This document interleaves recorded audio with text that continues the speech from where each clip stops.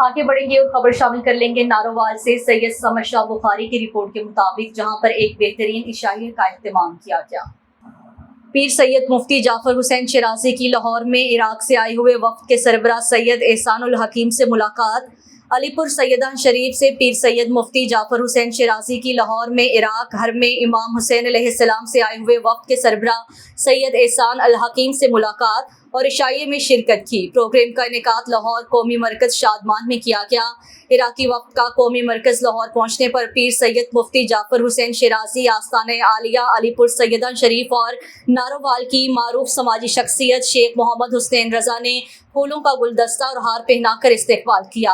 इत्तेहाद बैनुल मुस्लिमीन को मद्देनजर रखते हुए उलमाए अहले सुन्नत, उलमाए अहले हदीस, पीरान अज़ाम और मुसलमानों के तमाम मकातिब फ़िक्र के अफराद ने शिरकत की। तकरीब से खिताब करते हुए पीर सैयद मुफ्ती जाफर हुसैन शिराजी ने कहा है, इत्तेहाद उम्मत मुस्लिम आज के दौर की अहम ज़रूरत है। सैयद एहसान अल हकीम ने खिताब करते हुए कहा, मैं तमाम आने वाले हाज़रीन का दिल की तह गहराइयों से शुक्रिया अदा करता हूँ और आपको पीर सैयद मुफ्ती जाफर हुसैन शिराजी के वफ़द की हमरा इराक करबला हज़रत इमाम हुसैन अलैहिस्सलाम की ज़ियारत की दावत देता हूँ।